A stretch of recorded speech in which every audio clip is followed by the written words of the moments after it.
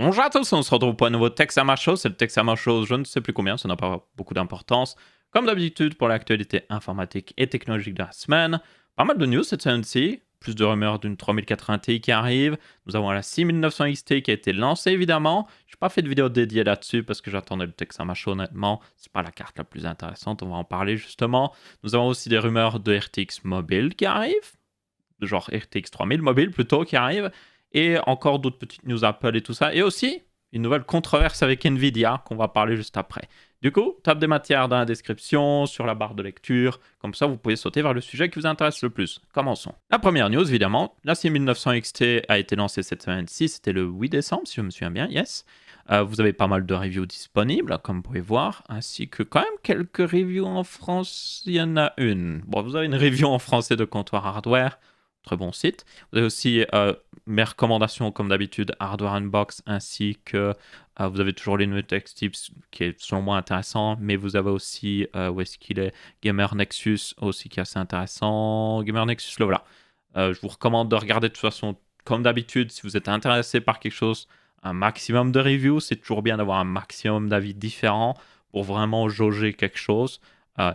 Vous cherchez pas des reviews évidemment qui correspondent à vos vues. Hein. Vous ne pas, oh, je vais chercher une review qui pense exactement comme moi. Non, vous cherchez une review, enfin plein de reviews pour vous décider tout simplement.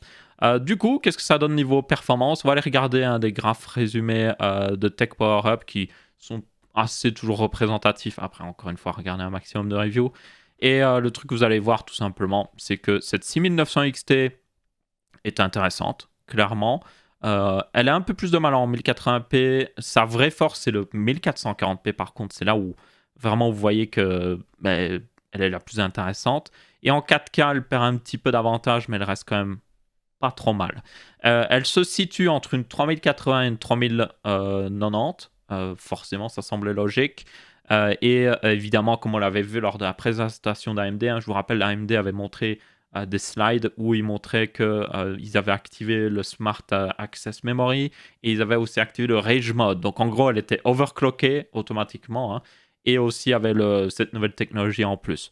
Donc en gros, il a montré dans une situation la plus parfaite pour elle. Donc forcément, quand vous la mettez dans des conditions réelles, sans toutes ces technologies activées, elle est moins puissante qu'une 3090. Après, elle coûte beaucoup moins cher, quoi qu'il arrive, donc c'est pas un problème. Mais bon, c'est une carte un petit peu bizarre, parce que elle est plus puissante qu'une 3080, mais en étant beaucoup plus chère quand même, parce que là, actuellement, elle coûte 1200 € sur les sites, c'est pour dire. Donc c'est toujours moins cher qu'une 3090, mais c'est beaucoup plus cher qu'une 3080, tout en étant à peine plus performante. Elle est du coup aussi... Elle a quand même des avantages, mais certains de ces avantages sont les mêmes que la 6800 XT. Vous voyez, elle a toujours 16 Go de RAM comme la 6800 XT, donc autant prendre une 6800 XT. La 6800 XT overclockée permet de dépasser la 3080. Vous pouvez aussi évidemment overclocker la 3080 pour compenser aussi. Mais certaines personnes espéraient qu'elle ait plus de marge d'overclocking. Pour le moment, c'est que... J'ai pas encore vu d'overclocking avec des modèles custom, donc peut-être que les modèles custom vont relever la situation, mais ils sont pas encore disponibles. Quoi qu'il arrive, c'est que le modèle genre de référence. Donc peut-être que là, la situation va changer d'ici là, mais pour le moment, ce modèle de référence, selon moi, il vaut mieux prendre une 6800 XT. Honnêtement, prenez une 6800 XT si vous êtes vraiment à la recherche d'une carte AMD. Overclockez-la, prenez un meilleur processeur, prenez de la meilleure RAM, vous aurez un meilleur FPS globalement dans les jeux. Donc ouais, cette 6900 XT malheureusement n'était pas aussi bonne qu'elle n'y paraissait, franchement. Elle était quand même, normalement elle est censée être beaucoup plus véloce que la 6800 XT, juste d'un point de vue spec brut. Donc visiblement il y a peut-être un petit problème, juste les jeux qui n'arrivent pas à utiliser toute cette puissance ou autre chose. Mais ouais, pour le moment c'est pas la plus intéressante. Du coup aussi pour ceux qui cherchent toujours des comparaisons AMD Intel, AMD plutôt Nvidia. Du coup, comme on a au final, faudra que je fasse une vidéo là-dessus parce que selon moi ça peut être intéressant, mais vite fait, comme le niveau de performance est très similaire entre les deux marques, maintenant ça se résume à qu'est-ce que vous préférez. Par exemple, moi clairement, selon moi, pour les avantages, AMD a l'avantage d'être meilleur au niveau Linux, si vous cherchez à avoir un PC sous Linux. Ils ont aussi plus de RAM vidéo, donc ça peut être un avantage pour le futur. Surtout si vous jouez en 4K ou avec des jeux avec des très gros packs de résolution, où là vous allez vite manquer de RAM vidéo sur une 3080 d'ici quelques années à peine. Vous pouvez avoir aussi le fait que réellement, les cartes graphiques AMD actuellement sont un peu plus efficaces au niveau énergétique. Donc, elles donnent le même niveau de performance pour quelques watts en moins qu'une 3080 ou autre chose. Donc, ça, c'est intéressant. Et aussi, cette compatibilité avec justement les processeurs AMD, éventuellement avec le Smart Access Memory. Pour les cartes Intel, encore une fois, je me trompe. Nvidia, les avantages que je vois, c'est le ray tracing, le DLSS, qui est une technologie très intéressante, même si évidemment il faut que ce soit implémenté dans des jeux, c'est ça aussi le problème. Et aussi certaines technologies Nvidia, notamment l'encodeur Nvidia, selon moi, reste un must. Je l'utilise pour genre la vidéo que vous regardez actuellement. J'ai enregistré avec un encodeur Nvidia là, j'ai enregistré la caméra avec un encodeur Nvidia et j'ai encodé dans Adobe Premiere avec le support de l'encodage avec une carte graphique Nvidia. Donc c'est pour vous dire que moi c'est un must de l'avoir. Je peux plus m'en passer vraiment. Donc, mais c'est pas pour tout le monde. Genre quelqu'un qui fait que je joue aux jeux vidéo, c'est pas intéressant forcément pour lui. Donc ouais, vous voyez, chacun un peu leur avantage et tout.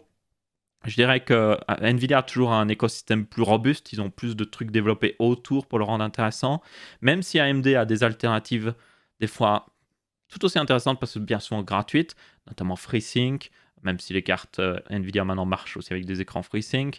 Vous avez aussi, AMD avait sorti des petites technologies qui étaient assez intéressantes de leur driver, mais bon, ça va vraiment se jouer à ça selon moi. Et puis aussi, ça va se jouer à qui a du stock, et là, c'est encore plus complexe. Dans tous les cas, cette 6900 XT n'est clairement pas la plus intéressante avec l'heure actuelle. On verra d'ici la sortie des cartes custom. Ensuite, on a une autre news au niveau de Qualcomm qui a présenté son Snapdragon 888, leur nouveau flagship, qui va être intégré dans la plupart des, on peut le dire vraiment, des smartphones de l'année 2021. Donc, à mon avis, vous aurez certainement des Galaxy S21 avec, les prochains OnePlus haut de gamme l'auront.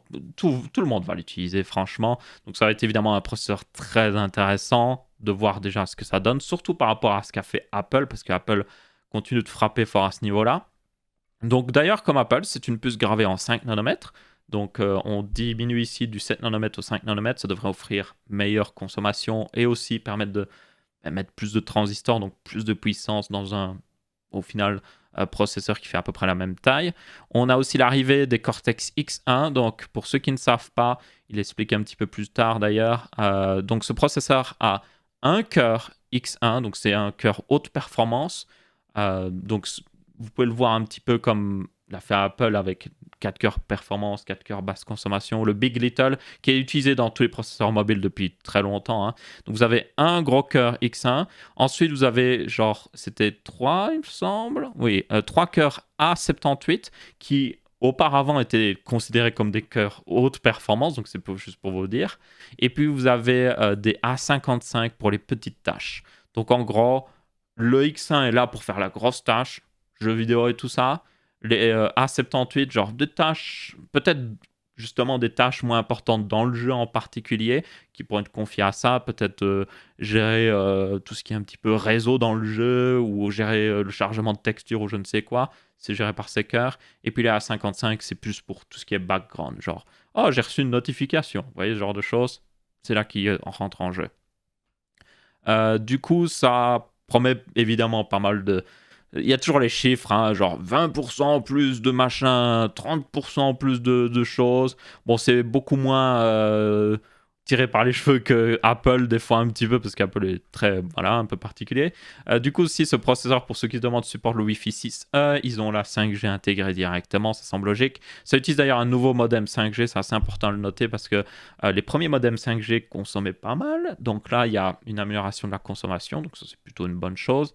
Et nous avons aussi un nouveau GPU, l'Adreno 660, qui devrait aussi offrir plus de performance. Je ne sais plus trop justement les chiffres qu'ils avaient avancés, mais honnêtement, attendons des tests, tout simplement. Ce sera le plus intéressant de voir quand il y aura des tests conclus, voir vraiment le gain en performance.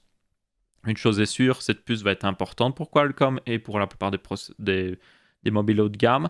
On a aussi, je vous rappelle du coup, Apple qui a fait la A14. On a aussi Samsung qui doit en 2021 sortir une puce, je vous le rappelle, avec une partie graphique AMD. C'est toujours prévu ça, donc ça va être intéressant aussi de voir ce que ça va donner.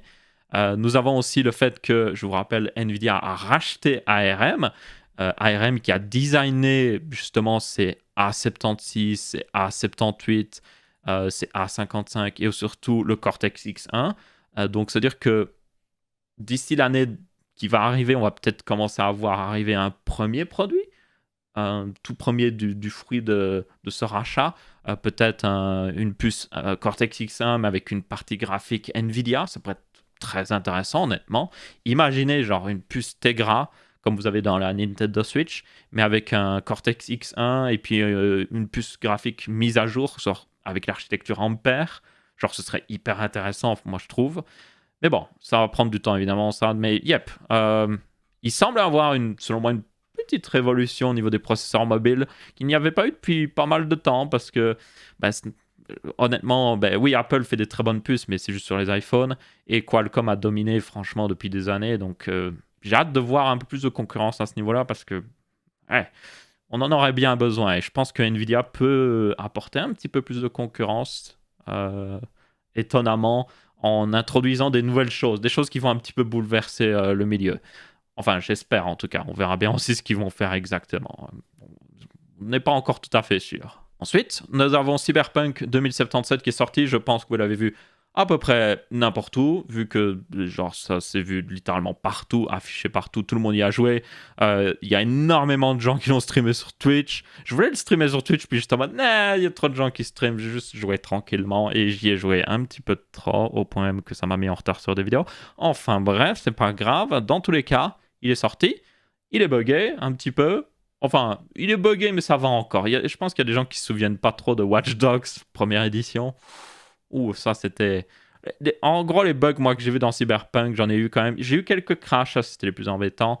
Mais sinon, les bugs, à proprement parler, c'était surtout des bugs un peu visuels ou autre chose. Donc, ça n'affectait pas le gameplay. Il y a un moment, j'ai genre vu un mec qui était sur un fauteuil, puis le fauteuil, c'est juste a commencé à planer dans le ciel. Il est monté parfaitement droit, et puis s'est arrêté à 100 mètres de haut.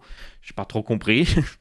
Je pense que c'est un côté... Ça devait être un fauteuil cybernétique avec des propulseurs intégrés. Ouais, ça devait être ça. Dans tous les cas, pourquoi j'en parle, outre le fait que genre, ça a fait beaucoup parler de ça, tout simplement parce qu'il est disponible sur Linux. Vous allez me dire, what? En gros, pour ceux qui ont oublié, j'en avais déjà parlé, mais il faut que je fasse une vidéo d'ailleurs sur ce sujet, mais vous avez Valve qui fait Steam et tout ça. Hein. Ils ont repris... c'était... Oh, j'ai oublié le nom. Oh, fuck. Oh, j'ai vraiment oublié le nom, là. Ah, ça, c'est important. Ils ont repris... C'était Wine, voilà. Ils ont repris Wine. Wine, c'était un programme Linux qui...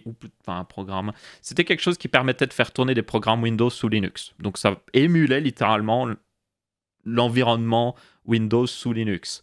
Et du coup, ils ont repris ça. Ils l'ont appelé Proton pour information.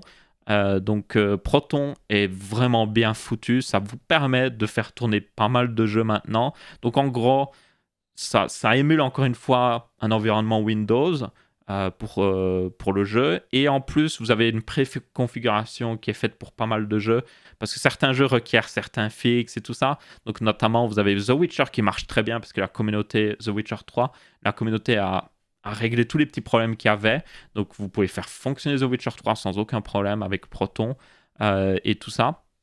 Et du coup, yep, ils ont rajouté Cyberpunk. Donc, forcément, par défaut, il ne marchait pas correctement. Donc là, ils ont commencé à corriger les petits problèmes et tout ça et essayer de le faire fonctionner au mieux. Ce ne sera jamais parfait, évidemment, parce que de toute manière, le jeu est déjà buggé d'avance. Donc, imaginez si vous le mettez en plus sur Linux avec un truc assez bêta. Mais yep, il est jouable. Par contre, il vous faut une carte AMD. Donc, ouais. Bien souvent, si vous êtes très Linux, je pense que vous devez le savoir, il vaut mieux avoir une carte graphique AMD sous Linux, clairement. Parce que les cartes graphiques NVIDIA, des fois sous Linux, c'est discutable. Les drivers, les vrais drivers NVIDIA ne sont pas open source sous Linux, donc c'est compliqué. AMD a des drivers open source, donc ça permet aux gens de corriger les problèmes et tout ça. Et donc de les améliorer tout simplement. Donc ouais, si vous voulez jouer sous Linux, il vaut mieux prendre une carte graphique AMD franchement au niveau du support et tout ça. C'est assez étonnant quand on y pense, mais enfin, c'est même pas si étonnant en réalité, mais ouais. Du coup, d'ailleurs, les nouvelles cartes graphiques AMD, petit aparté vu que c'est un petit peu dans le rapport, les nouvelles cartes graphiques AMD marchent plutôt bien sous Linux pour ceux qui se demandent. vu qu'elles étaient basées sur... au final, c'est une architecture qui est similaire au 5700 XT et tout ça. Donc, elle marche plutôt bien. Et c'est une très bonne alternative pour ceux qui ne veulent pas rester sous Windows. Yep. Et veulent une très bonne carte graphique, vu qu'elles sont très bonnes, franchement. Yep, c'est très intéressant. Donc là, Cyberpunk avec une 6800 XT sous Linux, tout à fait possible. C'est pas parfait, il y a des bugs, mais ça va être de plus en plus corrigé. Et dites-vous qu'il y a plein de jeux qui sont supportés maintenant via Proton sous Linux et ça devient très, très, très intéressant. J'ai hâte de voir ce que ça donne. Ensuite, nous avons toujours de plus en plus de rumeurs au niveau de la RTX 3080 Ti. Ça semble logique qu'elle arrive, hein, franchement. Le truc, c'est que Nvidia a toujours la couronne des performances si vous regardez avec la 3090, même si ça peut dépendre d'un jeu à l'autre, franchement. Mais ils ont toujours la carte graphique la plus puissante, mais c'est une carte qui coûte très cher, même si c'est plus une Titan techniquement et que MSI, Asus et tout ça peuvent en vendre, comparé au Titan avant où c'était juste Nvidia qui les vendait, et que du coup, basiquement, Nvidia a transformé la Titan en une carte graphique comme toutes les autres au final, hein. Elle a juste plus de RAM vidéo. Et du coup, il y a plein de gens qui l'achètent. C'est franchement abusé d'ailleurs le nombre de personnes qui l'achètent alors qu'elle est juste genre 15% plus performante qu'une 3080. Je pense que c'est surtout la différence de RAM vidéo, franchement, qui justifie à certaines personnes de l'acheter, hein. Franchement, parce que la 3080, si vous voulez une carte future-proof, vous êtes en mode 10 Go, c'est moins qu'une 2080 Ti quand vous y pensez, donc c'est un peu what? Mais bon, bref. Du coup, la 3080, qui est la vraie carte haut de gamme que Nvidia espère vendre le plus, surtout vu qu'ils ont mis un prix plus bas, ben, le problème, c'est qu'elle se fait battre. Elle se fait battre par la 6900 XT. Elle se fait battre en partie par la 6800 XT. Après, ça dépend des jeux et tout ça. Mais elle se fait battre quand même. Et du coup, ben, il leur faut... Le truc, c'est que bien souvent, comme beaucoup de marques, il faut qu'ils... Même s'ils sont 1% plus performants, il faut qu'ils soient 1% plus performants. Donc cette 3080 Ti serait là pour ça. Surtout pour contrecarrer la 6900 XT. Donc ce serait peut-être une carte qui coûte... si on tient compte des prix annoncés, donc la 3080 coûte 719€, et celle-là pourrait valoir, je sais pas moi, 999€, ce serait logique. Juste en dessous de 1000€ pour le côté genre psychologique, et aussi parce que c'est à peu près le même prix que la 6900 XT, ce serait logique. Du coup, avec les augmentations de prix et tout ça, vous la verriez à 1200€, donc vous la verriez exactement au même prix qu'une 2080 Ti, nice. Donc au final, on va être à peu près à la même situation que l'année dernière. Enfin bref, dans tous les cas, elle aurait 20 Go de RAM, donc elle utiliserait justement 2 fois plus de puces niveau mémoire. Donc elle est, au final, c'est vraiment un hybride entre la 3090 et la 3080 quand vous y regardez. La 3090 d'ailleurs et la 3080 utilisent le même GPU, donc c'est le même, c'est le GA102. GA c'est pour Ampère, graphique Ampère. 102, c'est, je vous rappelle le nombre, plus le nombre est élevé, plus c'est un petit GPU en fait. Donc notamment vous avez la... il la montre pas. La 3070 c'est le GA104 si je me souviens bien. La 3060 Ti c'est le GA104. Le GA102 c'est donc le GPU utilisé ici pour la 3080 et la 3090. Il y a des variations évidemment. Donc la 3080 un GA102-200 et la RTX 3090 un GA102-300. Et du coup ce sera un hybride. Donc peut-être que il casterait moins cette puce parce que la 3090 a la full puce pratiquement, toute déverrouillée et tout. Et la 3080 est évidemment une version castrée, donc ils ont désactivé des trucs dessus. Donc là, vous aurez un hybride entre les deux. Peut-être qu'elle serait très proche d'une 3090, mais avec une fréquence supérieure pour compenser. Et du coup, 20 Go de GDDR6X. Moi, ce que franchement je vois arriver, c'est qu'elle sera, à mon avis, juste en dessous, vraiment très proche d'une 3090. Du coup, la 3090 aura toujours sa raison d'existence. Elle sera toujours la plus performante et elle aura 4 Go de RAM en plus. Donc tout le monde est content comme ça. Mais comme elle est juste en dessous au niveau performance, elle serait plus performante qu'une 6900 XT. Et du coup, Nvidia aussi sera content parce qu'il sera en mode ouais, on est les plus performants, nice. Et voilà, ça justifiera l'existence de cette carte. Et donc aussi, ça donnerait au moins une option aux gens qui veulent plus que 10 Go de RAM vidéo sans aller à la 3090, surtout si cette carte est plus proche au niveau prix d'une 3080. 999€, franchement, me semble être le prix le plus logique qu'ils mettraient. C'est beaucoup plus cher qu'une 3080 pour le niveau de performance que vous avez, mais ça justifie quand même de mettre plus cher vu qu'elle a plus de RAM vidéo et tout ça. Vous voyez, c'est logique d'un point de vue prix. À mon avis, ça va être ça. On va prendre les paris ici. Alors, je dis juste le prix annoncé. Évidemment, le prix en magasin, ce sera 1200 euros, j'en suis sûr et certain. Mais le prix annoncé sera 999 euros. Et je suis pratiquement sûr qu'elle sera juste en dessous d'une 3090, mais pas tout à fait au niveau d'une 3090. Prenons les paris et on verra bien. Et je parie aussi que si vous overclockez cette 3080 Ti, elle sera plus puissante qu'une 3090. Ça aussi, je le prédis à 3 km. Enfin bref, on verra bien ce que ça donnera. Pour ceux qui se demandent quand elle pourra arriver, ce serait certainement en janvier. Il ne faut pas qu'elle arrive trop tard, évidemment, parce que il faut couper de l'herbe sous le pied d'AMD. Hein, c'est ce que veut faire Nvidia, en tout cas. Donc, yep. Maintenant, en parlant d'NVIDIA, justement, il y a eu une controverse avec NVIDIA. Donc, on avait eu la controverse, évidemment, des GPU mining. Donc, ils avaient vendu pour un certain nombre de GPU à des mineurs de cryptocurrency. Ça encore, je regarde encore un peu plus d'informations. J'attends de voir aussi comment ça se développe, mais il n'y a pas vraiment beaucoup plus d'informations pour le moment. Non, là, c'est une autre controverse, totalement différente.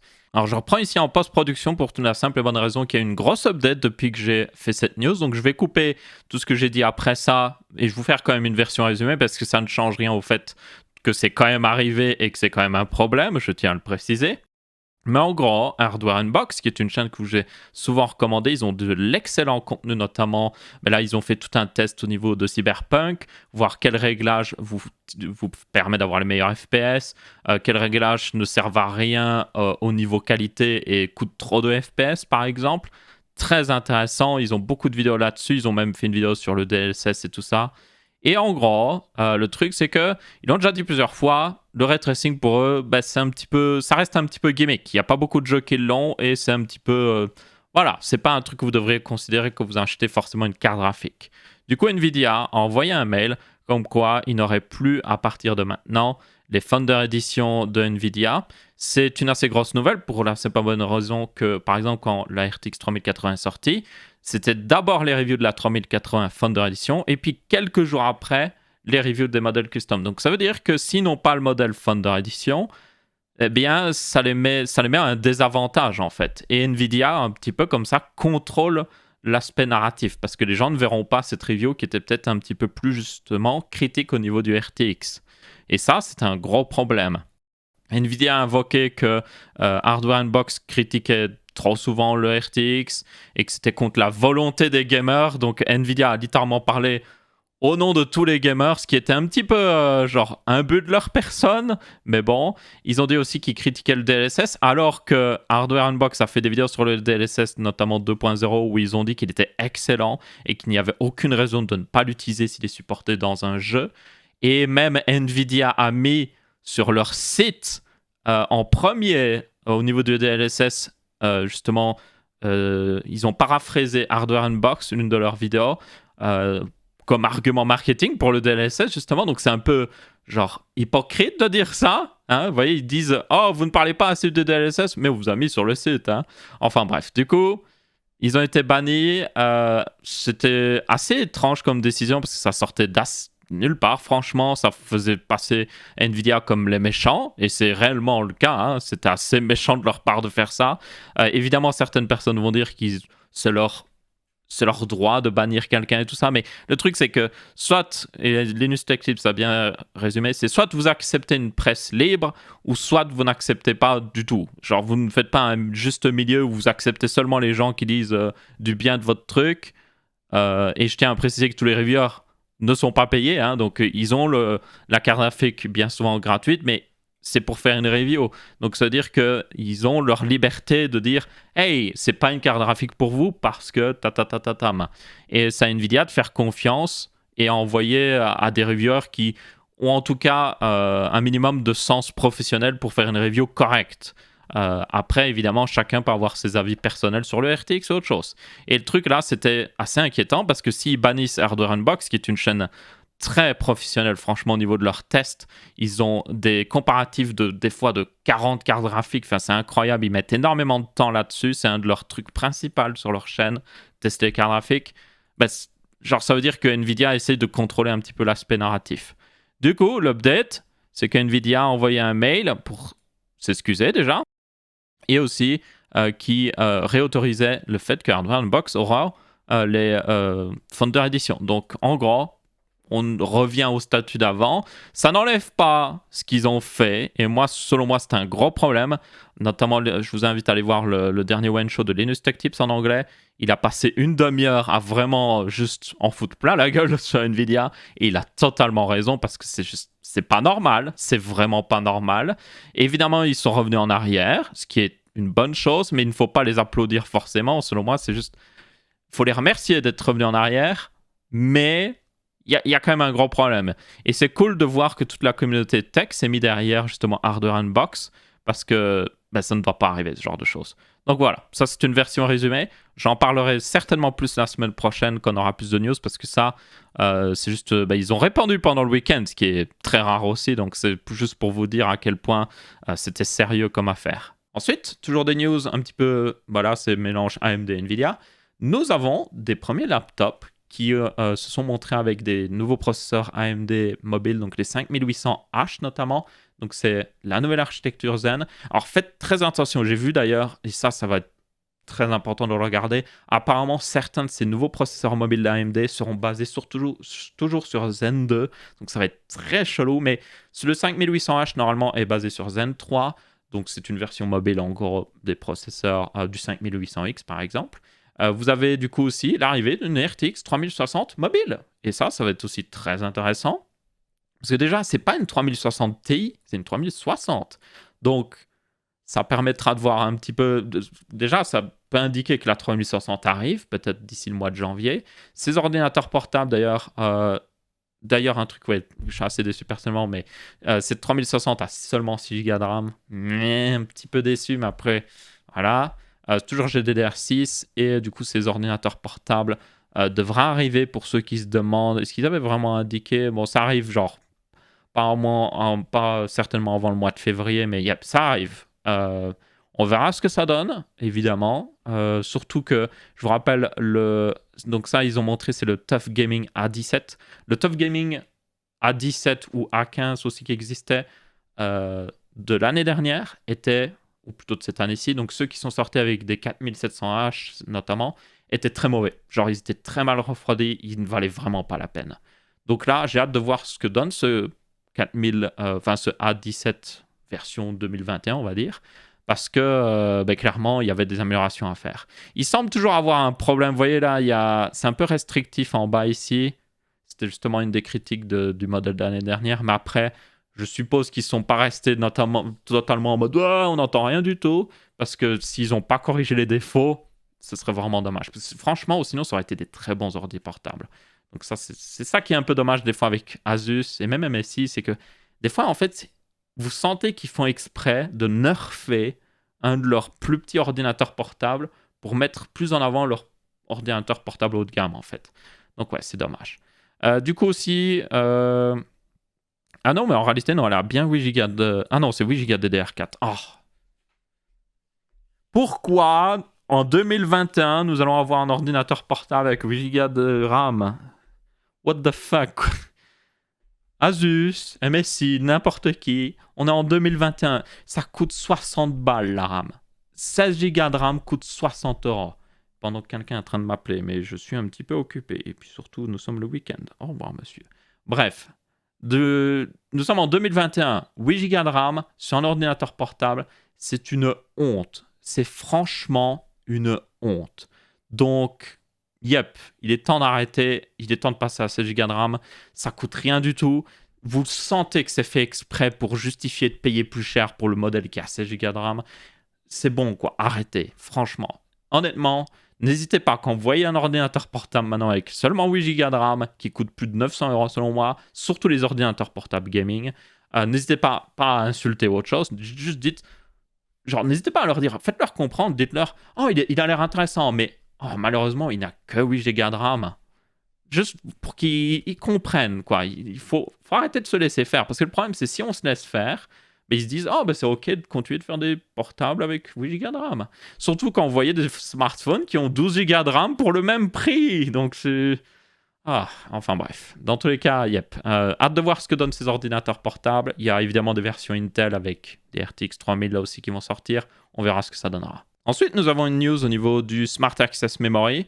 Je vous rappelle, le Smart Access Memory, c'est une technologie qu'a introduit AMD avec leur dernière carte graphique. C'est si vous avez un processeur AMD avec une carte graphique AMD, vous pouvez activer cette technologie qui permet de directement accéder genre au CPU, de mettre directement des fichiers dans la mémoire du GPU. Donc ça permet d'augmenter les performances en gros, sans passer par la RAM de votre système.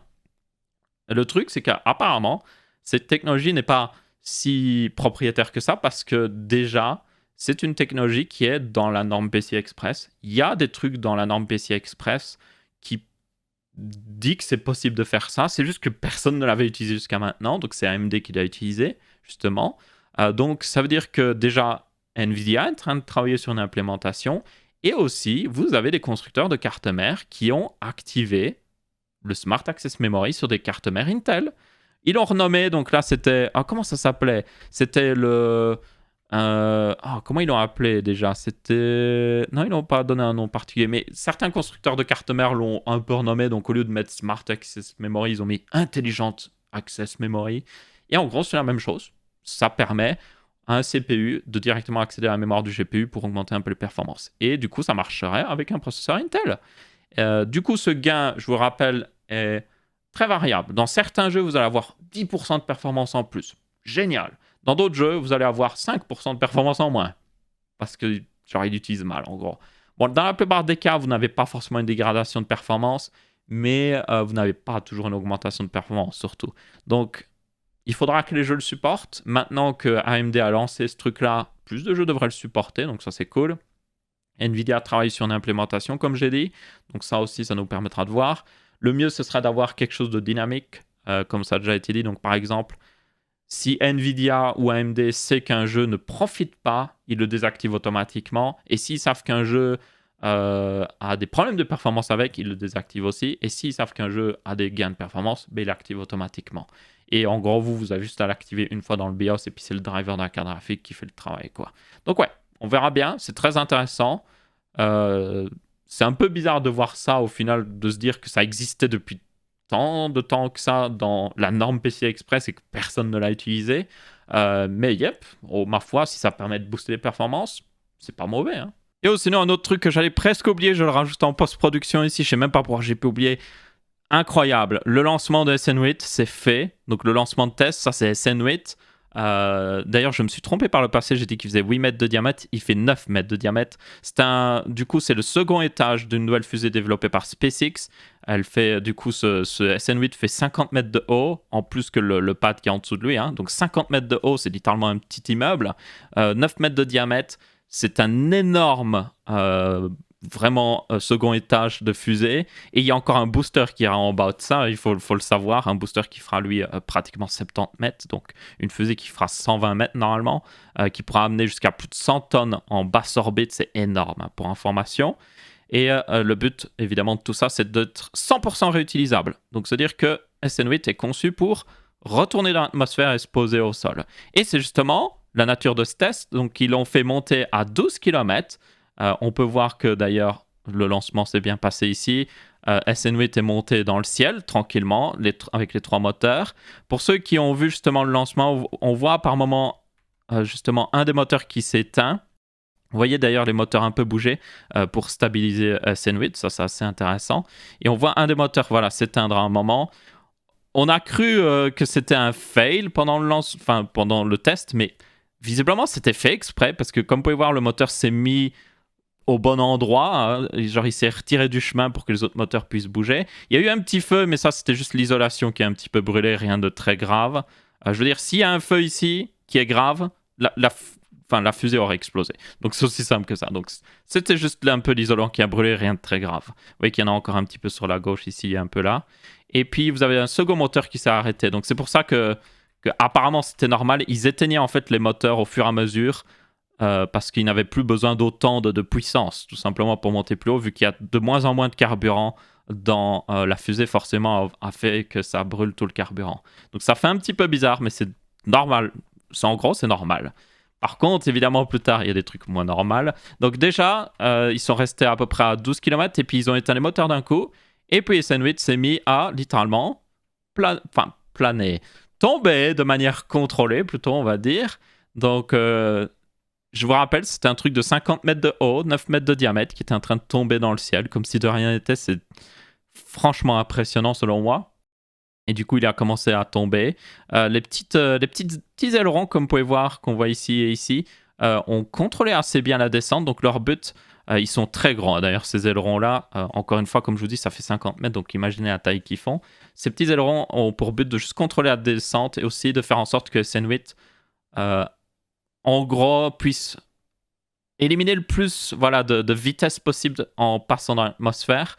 Donc en gros, ça permet de ralentir plus efficacement et de pouvoir éliminer toute cette vélocité. Parce que le problème, quand vous rentrez dans l'atmosphère, donc le problème de justement des seconds étages de fusée, si on veut les réutiliser, c'est que vous allez à 27 000 km/h et du coup, il faut éliminer cette vitesse. Vous n'avez pas de frein, vous pouvez pas déployer des parachutes et autre chose. Enfin, vous pourrez le faire, mais il faudra un tout petit vaisseau pour que ça marche correctement. Ici, vous avez un truc de 50 mètres de long. Non, vous pouvez pas utiliser un parachute, il vous faut une autre technique. Et c'est justement cette technique-là qui testait.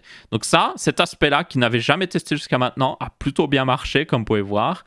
Et puis, nous avions la partie un peu importante. Là, le nuage qui traverse, d'ailleurs, c'est le nuage de son propre décollage. C'est assez intéressant.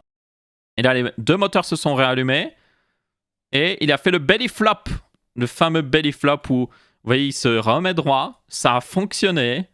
Ça, c'était une partie que beaucoup de gens avaient cru que ça allait rater. Et puis, malheureusement, l'atterrissage était un petit peu violent. Pour ceux qui se demandent ce qui s'est passé, apparemment, on le voit d'ailleurs sur les moteurs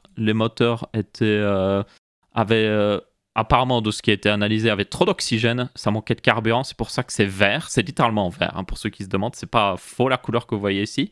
Donc il y avait trop d'oxygène et c'est littéralement le moteur qui s'auto-détruit. Donc il y a beaucoup de cuivre apparemment qui passe dans la sortie ici.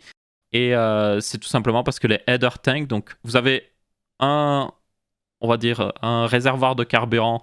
Enfin, c'est le réservoir d'oxygène que vous avez en dessous, puis vous avez le réservoir de méthane au-dessus. Et puis vous avez là-dedans un tout petit réservoir de méthane, à peu près ici. Et là-haut, vous avez un second réservoir d'oxygène qui sont plus petits. Et ces 2 petits réservoirs servent à l'atterrissage. Pourquoi? Parce que les gros réservoirs, le problème, c'est comme le Starship est de côté, hein, le carburant n'est plus vers le bas en fait. Donc il vous faut forcément pour allumer les moteurs, il vous faut du carburant qui arrive dans justement les moteurs. Donc il vous faut des plus petits réservoirs de carburant. Et apparemment le problème c'est qu'il y avait une mauvaise pression dans ces 2 réservoirs, ou en tout cas un des réservoirs.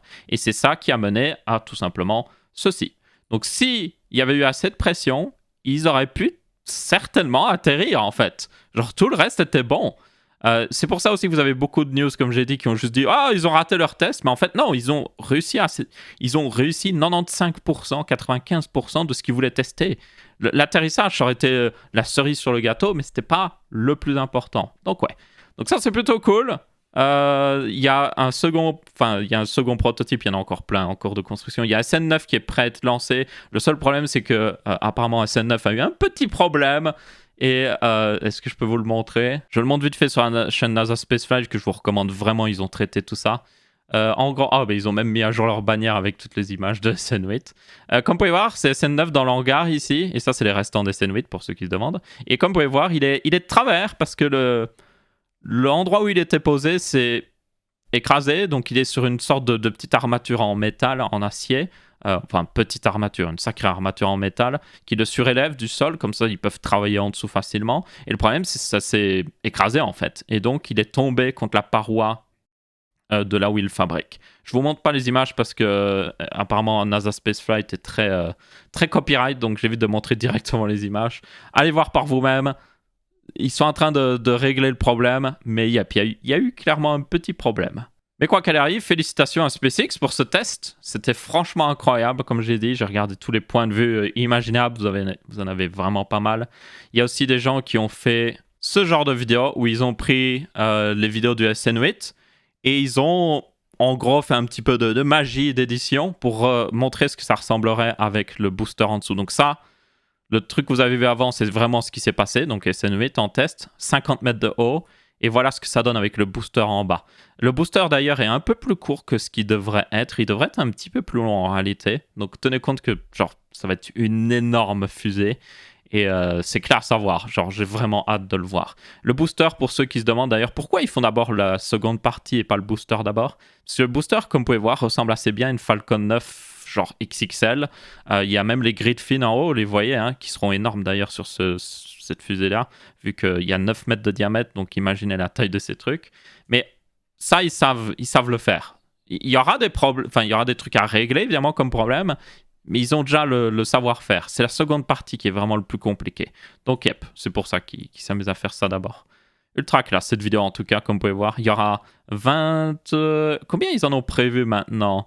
Je sais plus combien ils en ont prévu. Il y a une trentaine de moteurs pour le booster, pour information. Et enfin, une petite dernière news, c'est au niveau du fait qu'Apple a lancé ses AirPods Max, qui sont, du coup, pas des plus gros AirPods, non, c'est tout simplement un nouveau casque Apple. Premier casque Apple, en réalité, qui est au final assez unique d'un point de vue design. Bon, certaines parties, notamment le truc de stockage, si je retrouve une image, et voilà. Ça protège pas beaucoup, parce que là, c'est le métal que vous voyez du casque. Donc, ça protège pas très bien, et ça ressemble à des choses. Enfin, ouais, c'est un peu chelou comme truc. Dans tous les cas, c'est un casque entièrement... Enfin, avec beaucoup de métal. Vous avez de l'aluminium pour l'arrière des drivers. Vous avez de l'acier pour le headband, donc très résistant. Vous avez aussi un peu de tissu à certains endroits pour soutenir, faire coussin avec la tête. Vous avez les earpads ici qui se mettent contre les oreilles, ou plutôt autour des oreilles, qui sont pas trop mal. D'ailleurs, en réalité, on peut les changer. Ça, c'est plutôt cool. Donc, ils sont magnétiques. Je sais pas si... Non, ils le montrent pas dans leur news press. C'est un peu con, ça, qu'ils le montrent pas sur leur news press. Mais ils sont magnétiques. Vous voyez, là, on le voit. Ils s'enlèvent, en fait. Juste, vous faites... Poup, ils s'enlèvent très facilement. Mais ils restent bien en place aussi, vous voulez pas les enlever. Et du coup, ça vous permet de les nettoyer ou de les changer très facilement. Après, je ne crois pas que vous voudrez forcément les changer, vu qu'ils coûtent 60 balles. Genre 60 €. Et aussi le fait que ce casque coûte 500 €. What? Donc ouais, c'est beaucoup plus cher que la concurrence. Pour information, vous avez le Bose qui, je sais plus le nom exact, coûte 350 €. Puis vous avez aussi Sony avec le... Oh, je me souviens plus du nom non plus. Mais vous avez les Sony et Bose qui coûtent 350 € plus ou moins et sont très très bons. Genre, ce sont des références dans le marché. Donc là, genre, c'est 100 à 150 € en plus minimum, ce qui est assez abusé, pour un casque qui, je l'espère, a un meilleur son. Hein. Il est full sans fil d'ailleurs, donc contrairement aussi au casque Sony, vous pouvez quand même brancher un jack. Il n'y a pas de jack ici. Vous avez une petite volume, c'est comme l'Apple Watch, c'est une crown, quoi. Vous pouvez tourner pour régler des trucs. Et vous avez aussi un bouton derrière pour le noise cancelling. Donc il y a évidemment de la réduction de bruit, qui était pas mal sur le AirPod Pro, hein, je vous rappelle. Donc là, il n'y aura pas de problème, mais je vous rappelle que Sony a parmi l'une des meilleures réductions de bruit, Bose aussi, et du coup, il faudra comparer à ça. Donc, yep, très cher, un avantage niveau design, mais est-ce que ce sera vraiment... À mon avis, ce ne sera pas les plus intéressants. Je pense que beaucoup de gens vont juste les acheter parce qu'ils sont full écosystème Apple et que c'est juste plus simple. Vous avez aussi un port Lightning dessus pour le recharger. Et dans la boîte, vous n'avez pas de chargeur forcément. Vous avez un câble Lightning vers USB Type C.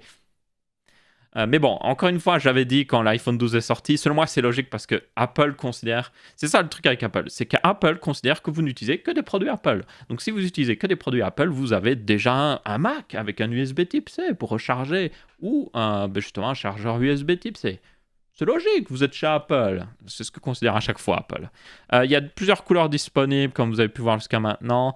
Apple ne permet pas de mélanger les couleurs, ce qui est un peu dommage. Notamment, par exemple, vous pourriez changer juste les earpads d'une autre couleur pour avoir un petit design, quoi. Vous pouvez pas. Donc, ouais, on verra ce que ça donnera. J'en parle parce que la dernière fois, au final, qu'Apple s'est lancé dans un produit audio, mobile en tout cas, pas le AirPod, enfin le Air Max ou je sais plus quoi, là, le speaker qui était très mauvais. Non, la dernière fois qu'ils sont lancés sur un produit mobile audio, c'était le AirPod. Ils ont fait d'autres variations du AirPod évidemment, mais le AirPod a fait une petite révolution franchement à ce niveau-là. C'est vendu pour beaucoup d'exemplaires, donc à voir ici. À mon avis, ça va pas être aussi populaire que l'AirPod parce que juste le prix est beaucoup plus élevé et c'est moins intéressant pour beaucoup de gens. Mais yep, c'est quand même unique d'un point de vue design et tout, mais yep, je suis pas sûr que ce sera pour tout le monde. On verra bien. Dans tous les cas, c'est à peu près tout pour ce Tech Ça Marche aussi. Si vous l'avez apprécié et que vous voulez en voir plus, vous pouvez vous abonner. N'hésitez pas à laisser un petit pouce bleu. On se retrouvera pour un prochain Tech Ça Marche. Ciao, ciao!